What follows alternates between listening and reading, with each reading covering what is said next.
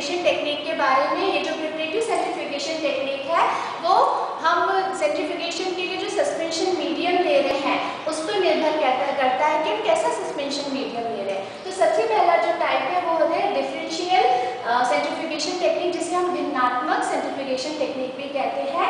ये जो पृथक्करण की प्रक्रिया है इसमें जो हम सस्पेंशन मीडियम लेते हैं जिसमें हम अपना सैंपल लोड करते हैं वो होमोजीनस मतलब समांगी प्रकृति का होता है, समांगी विलयन होता है, एक जैसी सांद्रता का होता है। यह जो मेथड है ये पार्टिकल्स के में जो उनका साइज और डेंसिटी में जो भिन्नता है उस पर आधारित होती है। जब दो कण अगर एक ही मास और डिफरेंट डेंसिटी के हो तब हम यहाँ पर जो अधिक डेंसिटी वाला पार्टिकल है वो सबसे पहले सेटल डाउन होता है। तो इस आधार पर हम ऐसे दो पार्टिकल्स को पृथक्कृत कर सकते हैं जिनका मास तो सेम है लेकिन उनकी डेंसिटी डिफर करती है। इसमें हम प्रत्येक स्टेप में जो सेंट्रीफ्यूगल फोर्स जो सिलेक्ट करते हैं वो इस तरह सिलेक्ट करते हैं कि जो एक ही डेंसिटी के जो पार्टिकल्स हैं वो एक साथ सेटल डाउन हो और फिर एक पर्टिकुलर टाइम पर सेटल डाउन हो और फिर उन्हें पृथक्कृत करके हम सुपरनेटिंग को फिर से अधिक सेंट्रीफ्यूगल फोर्स लगा के और टाइम को चेंज करके फिर से सेंट्रीफ्यूज करते हैं। इस प्रक्रिया का एक ड्रॉबैक ये है कि इसमें संदूषण की बहुत संभावना होती है, इसलिए हम ऐसा करते हैं कि जो पैलेट हमें प्राप्त हुआ है उसे वॉश करके दोबारा उसी सेंट्रीफ्यूगल फील्ड और समय पर सेंट्रीफ्यूज करते हैं ताकि जो संदूषण है, क्रॉस संदूषण है, उसकी संभावना कम से कम हो। तो यहाँ पर हमने एक उदाहरण लिया है, एक आउटलाइन प्राथमिक जो डिफरेंशियल सेंट्रीफ्यूगेशन टेक्निक है उसकी एक आउटलाइन दी है। ये लीवर टिश्यू से प्राप्त बनाया गया टिश्यू होमोजेनेट है या लीवर टिश्यू का एक समांगी विलयन प्रिपेयर किया गया है। फिर जब हम इसे 1000 G पर 5 से 10 मिनट के लिए सेंट्रीफ्यूज करते हैं तो सबसे पहले सबसे अधिक डेंस ऑर्गेनेल जैसे कि न्यूक्लियस का पैलेट प्राप्त होता है। फिर सुपरनेटेंट को लेके हम फर्दर 1000 G पर RCF बढ़ा के 1000 G पर 15 मिनट के लिए सेंट्रीफ्यूज करते हैं तो हमें माइटोकॉन्ड्रिया और लाइसोसोम का पैलेट मिलता है। फिर हम इसे सुपरनेटेड लेके 1000 G पर ही लेकिन आपके 1 लाख G पर और टाइम जो है हम वो 1 से 2 आवर कर देते हैं, 1 से 2 घंटे के लिए सेंट्रीफ्यूज करते हैं तो हमें माइक्रोसोमो का पैलेट मिलता है। उसके बाद जब हम ये सुपरनेटेड लेके 1 लाख G पर ही लेकिन टाइम बढ़ा के 3 से 4 घंटे कर देते हैं तो हमें उन सल्यूट्स का पैलेट मिलता है जो कि विलेय थे लेकिन बहुत ही कम डेंस थे, तो वो इतने टाइम पे फिर वो सेटल डाउन हो जाते हैं।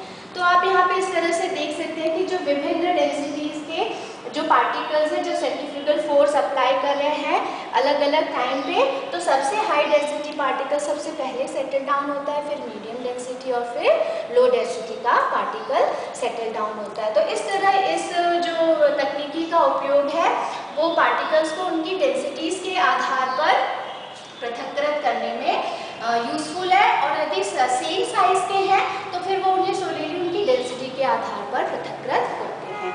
फिर हम दूसरी तकनीक आते हैं प्रिपरेटरी सेंट्रीफ्यूगेशन की, वो डेंसिटी ग्रेडियंट सेंट्रीफ्यूगेशन टेक्निक है जो कि एम.के. ब्रेके ने 1951 में दी थी। ये जो तकनीक है इसमें हम जो सस्पेंशन मीडियम जो लेते हैं वो विभिन्न घनत्व प्रवणता का लेते हैं। ओके, तो जब पृथक्करण है वो जो है कणों की जो बायोनिक डेंसिटी उत्प्लावन जो घनत्व है उस पर निर्भर करती है, पार्टिकल्स के बायोनिक डेंसिटी पर निर्भर करती है। ये डेंसिटी ग्रेडियंट सेंट्रीफ्यूगेशन दो तरह की होती है। सबसे पहला है rate zonal centrifugation technique. Rate zonal centrifugation technique में जो हम ग्रेडियंट मटेरियल यूज करते हैं उसका जो अधिकतम घनत्व है उसे सबसे कम घनत्व वाले सेडिमेंटिंग पार्टिकल से ज़्यादा रखते हैं।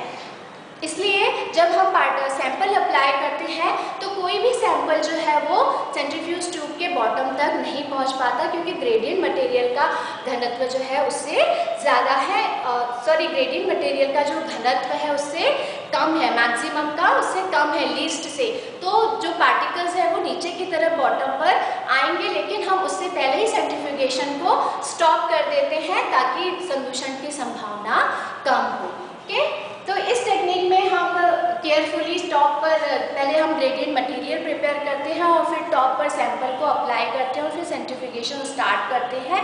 तो अपनी अपनी डेंसिटी के अकॉर्डिंग जो है वो मूव मूव करके पार्टिकल्स ग्रेडियंट में मूव करके अपनी जो डेंसिटी के समान जो जोन है वहाँ पर जाकर ये एक लेयर बना देते हैं और सब जो अधिक घनत्व वाला जो पार्टिकल है जो सबसे नीचे सेडिमेंट हो उसे हम नीचे बॉटम में सेडिमेंट होने से पहले सेंट्रीफ्यूगेशन को स्टॉप कर देते हैं ताकि कंटेमिनेशन की संभावना कम हो। ये जो तकनीक है रेड जोनल सेंट्रीफ्यूगेशन टेक्निक, ये उन पार्टिकल्स के पृथक्करण के लिए यूजफुल या उपयोगी है जो साइज में तो डिफर करते हैं लेकिन उनका जो घनत्व है वो समान होता है। तो इस तरह आपने यहाँ पे देखा कि जो विभिन्न साइज के जो पार्टिकल्स हैं वो डेंसिटी ग्रेडियंट में इस तरह नीचे की तरफ जब हम सेंट्रीफ्यूगल फोर्स अप्लाई करते हैं तो मूव करते हैं और हाई डेंस पार्टिकल को नीचे पहुंचने से पहले ही हम सेंट्रीफ्यूगेशन को स्टॉप कर देते हैं तो हमें यहाँ पे डिस्क्रीट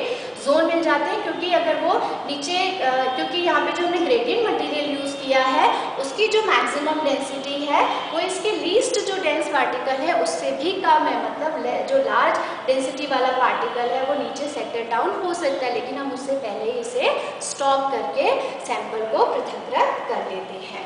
ये जो मेथड है रेड जोनल मेथड है डेंसिटी ग्रेडियंट सेंट्रीफ्यूगेशन की, ये उन प्रोटीन अणुओं को पृथक्कृत करने के लिए उपयोगी है जिनकी समान जो डेंसिटी है वो तो समान होती है लेकिन मॉलिक्यूलर वेट डिफर करता है। इसके अलावा डीएनए आरएनए हाइब्रिड्स को पृथक्कृत करने के लिए ये उपयोगी होते हैं और राइबोसोमल सब यूनिट्स को भी पृथक्कृत करने के लिए ये उपयोगी होते हैं। दूसरा जो है वो है आइसोपिक्निक सेंट्रीफ्यूगेशन टेक्निक। आइसोपिक्निक सेंट्रीफ्यूगेशन टेक्निक में जो हम ग्रेडियंट मटेरियल यूज़ करते हैं उसकी जो अधिकतम डेंसिटी है वो जो हाईएस्ट डेंस सेडिमेंटिंग पार्टिकल है उससे अधिक होती है। मतलब इस वाली तकनीक में कोई भी पार्टिकल बॉटम पर नहीं पहुंच पाता जबकि इसमें वो बॉटम पर पहुंच सकता है लेकिन हम उससे पहले उसे स्टॉप कर देते हैं। तो यहाँ पे हमें जो है डिफरेंट जो पार्टिकल्स हैं वो उनकी जो बायोनिक डेंसिटीज़ हैं उनमें डिफरेंस होता है, उसके आधार पर ये डिफरेंट रीजन्स में सेपरेट आउट हो जाते हैं। और ये जो तकनीक है वो हम बार बार कह रहे हैं कि ये जो तकनीक है सोलेरी पार्टिकल्स की बायोनिक डेंसिटी में डिफरेंस होने पर ही निर्भर करती है, न कि उनके शेप या साइज में अंतर होने से। अगर उनकी बायोनिक डेंसिटीज़ में अंतर है और शेप साइज अगर सेम भी है तो भी ये तकनीक उन पार्टिकल्स को उनके बायोनिक डेंसिटी के आधार पर पृथक्कृत कर लेगी। अब ये जो तकनीक है आइसोपिक्निक सेंट्रीफ्यूगेशन तकनीक, ये उन प्रोटीन्स के सेपरेशन के लिए अच्छे उपयोगी होती है जिनकी बायोनिक डेंसिटीज तो सेम है लेकिन जिनकी बायोनिक डेंसिटी सेम है लेकिन वो मॉलिक्यूलर मास में डिफरेंस शो करते हैं। न्यूक्लिक एसिड फ्रैक्शनेशन के लिए ये उपयोगी है। फिर उन इंट्रासेलुलर ऑर्गेनेल्स के सेपरेशन के लिए भी उपयोगी है जिनके बायोनिक डेंसिटीज में अंतर है, जिनमें बायोनिक डेंसिटीज में अंतर है और साथ ही साथ उनका जो साइज है वो सेम है। तो ये हमने यहाँ पे एक डायग्राम बनाया जिसमें डिफरेंट डेंसिटीज़ के पार्टिकल्स हैं जो कि हम डेंसिटी ग्रेडियंट पे ऊपर अप्लाई करते हैं और जब सेंट्रीफ्यूगेशन स्टार्ट करते हैं तो ये जो ग्रेडियंट बना है इसमें ये पार्टिकल्स ट्रैवल करके अपने सेम जो बायोनिक डेंसिटीज़ का जो जोन है वहाँ पे जाकर ये सेपरेट हो जाती है और कोई भी सैंपल बॉटम तक नहीं पहुँच पाता है। ये इसका इम्पोर्टेंट पॉइंट है।